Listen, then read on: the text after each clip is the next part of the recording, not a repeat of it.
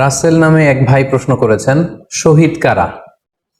ইদানিং অনেকের মৃত্যুর পর তাদেরকে শহীদ বলে আখ্যা দেয়া হয়। ব্যাপারটি কতটুকু সঠিক বলবেন কি? প্রিয় ভাই, রাসেলের উত্তরে আমরা বলতে চাই যে এ পৃথিবীতে আল্লাহর দ্বীনকে বাস্তবায়ন করতে যে অথবা বিজয়ী করতে যে কাফেরদের বিরুদ্ধে সশস্ত্র সংগ্রামে যে মুমিন ব্যক্তি নিহত হয় তাকে শহীদ বলে। আই রিপিট, আমি আবারও বলছি, আল্লাহর জমিনে আল্লাহর দ্বীনকে বিজয়ী করতে যে কাফেরদের বিরুদ্ধে সশস্ত্র সংগ্রামে যে মুমিন ব্যক্তি নিহত হয় তাকে শহীদ বলা হয়।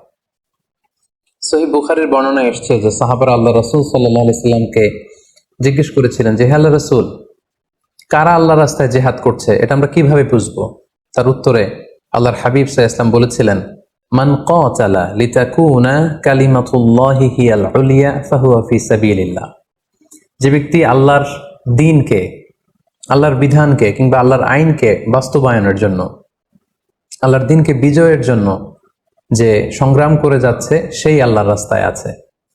আর সে আল্লাহর রাস্তায় থাকা অবস্থায় যদি কেউ মৃত্যুবরণ করে বা নিহত হয় তাকে ইসলাম শহীদ বলে ঘোষণা করেছে। তবে সেক্ষেত্রে একটি শর্ত রয়েছে, সেটি হচ্ছে দুন আগারাদিন মিন আগারাদিদ দুনিয়া। দুনিয়ার কোনো কারণে, দুনিয়ার কোনো লোভে পড়ে, দুনিয়ার কোনো স্বার্থের জন্য যদি কেউ আল্লাহ রাস্তায় জেহাদ করে মৃত্যুবরণও করে, সে শহীদের কোনো মর্যাদা বাদাম আল্লাহ তাআলার কাছে নেই। কারণ আমরা হাদিস থেকে জেনেছি অনেক শহীদ কিয়ামতের ময়দানে আল্লাহ তাআলা তাদেরকে জাহান্নামে ফেলে দিবেন।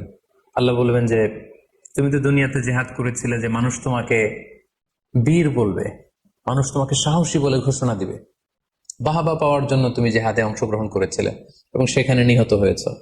তো তুমি নিহত হওয়ার পরে মানুষ তো তোমাকে বীর বলেছে, বাহাবা দিয়েছে, সাবাস বলেছে, যে কারণে তুমি এই জেহাদে অংশগ্রহণ করেছো সেটা দুনিয়াতেই তুমি পেয়েছো। তো আমার কাছে তুমি কি চাও? আমার কাছে তোমার জন্য কিছু নেই। Go to the hell fire, জাহান্নামে যাও। তাকে আল্লাহ তাআলা উপর করে জাহান্নামে নিক্ষেপ করবেন। তো এজন্য শর্ত হচ্ছে যে দুনিয়ার কোনো স্বার্থে নয়, শুধুমাত্র কেবলমাত্র আল্লাহর দ্বীনকে আল্লাহর জমিনে বিজয়ী করার জন্য যদি কেউ সশস্ত্র সংগ্রামে নিহত হয় তাদেরকে শহীদ বলা হয়। এখন প্রশ্ন হচ্ছে, যারা কাফেরদের বিরুদ্ধে জেহাদ করতে যে যুদ্ধে নিহত হলো তারা শহীদ, তারা ছাড়া কি আর কেউ শহীদ হতে পারবে না? এই প্রসঙ্গে আমরা বলবো যে বেসিকলি ইসলামী শরিয়াতে শহীদ দুই ধরনের। ইবনু হাজার আল আসকালানি উনিও শাহাদাতের প্রকারভেদ করতে যেয়ে বলেছেন যে শহীদ দুই প্রকার। একটা হচ্ছে শাহিদুদ দুনিয়া ওয়াল আখিরা, যেটা আমরা বলেছি যারা আল্লাহর রাস্তায় নিহত হয়েছে তারা।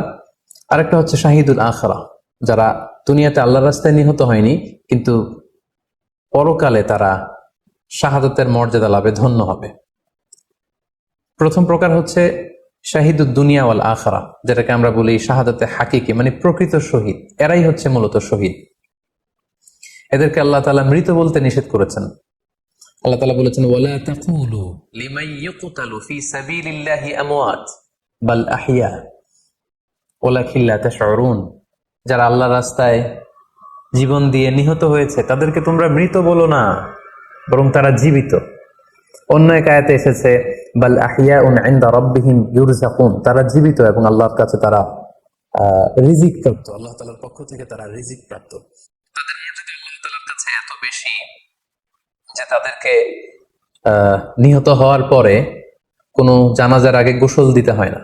তাদের রক্তাক্ত দেহটাকেই সরাসরি জানাজার পরে দাফন করে দিতে হয়, কেননা সেই ঝরঝরে রক্ত নিয়ে তারা সেদিন কিয়ামতের দিবসে আল্লাহ তাআলার দরবারে তারা হাজির হয়ে যাবে।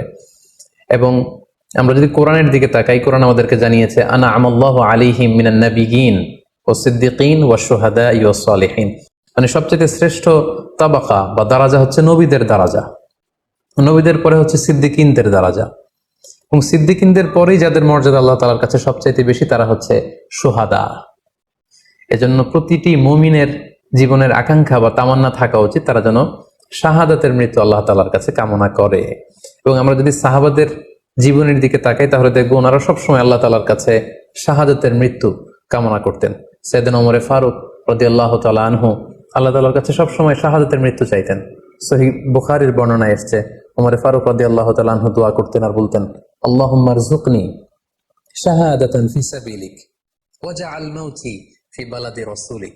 মানে হে আল্লাহ, আপনি আমাকে শাহাদাতের মৃত্যু নসিব করুন এবং আপনার প্রিয় হাবিবের এই শহর মদিনা শহরে আমার মৃত্যু আপনি নসিব করুন। এবং আমরা যদি ওমরে ফারুকের জীবনের দিকে তাকাই, তাহলে আমরা দেখবো যে উনি শহীদী মৃত্যু লাভ করেছিলেন।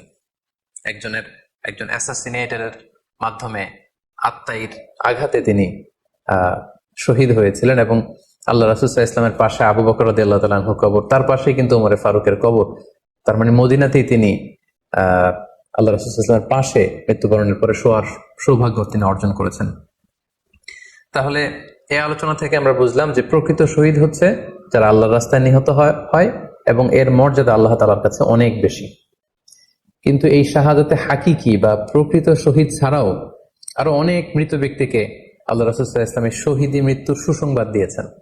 তারা জেহাদে অংশগ্রহণ করেনি, তারা কাফেরদের আঘাতে নিহত হয়নি, তারা প্রকৃত শহীদ নয়, কিন্তু কিয়ামতের দিন তারা শাহাদাতের মর্যাদা লাভ করবে। তারা কারা?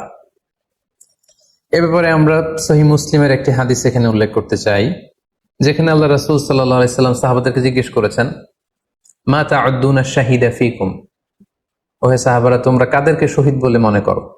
সাহাবারা বললেন, যারা আল্লাহর রাস্তায় নিহত হয় তারা শহীদ। তখন আল্লাহ রাসূল সাল্লাল্লাহু আলাইহি ওয়াসাল্লাম বললেন, ইন্না শুহাদা উম্মতি ইদান লাকালিল, এরকম হলে তো আমার উম্মতের মধ্যে শহীদদের সংখ্যা একেবারে কম। যারা জিহাদের সুযোগ পাবে না, জিহাদের ময়দানে কাফেরদের বিরুদ্ধে সশস্ত্র সংগ্রাম করে যারা নিহত হওয়ার সুযোগ পাবে না, তাহলে তো তারা শহীদ হতে পারবে না।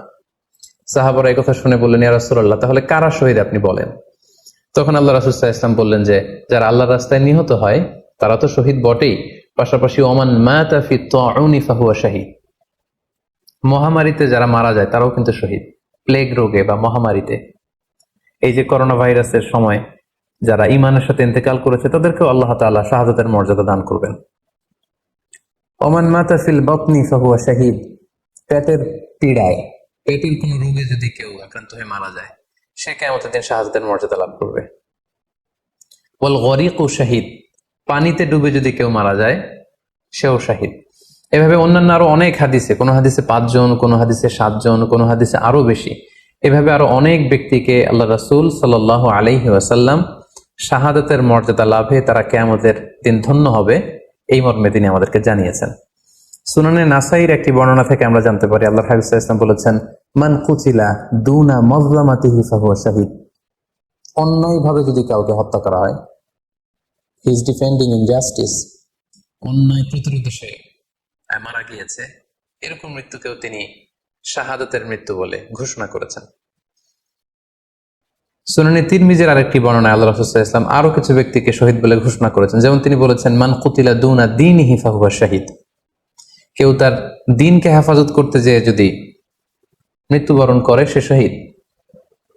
ওমান কুতিলা দুনা দামিহি ফাহুয়া শাহীদ, নিজের রক্ত বাঁচাতে যেয়ে যদি কেউ মৃত্যুবরণ করে শহীদ।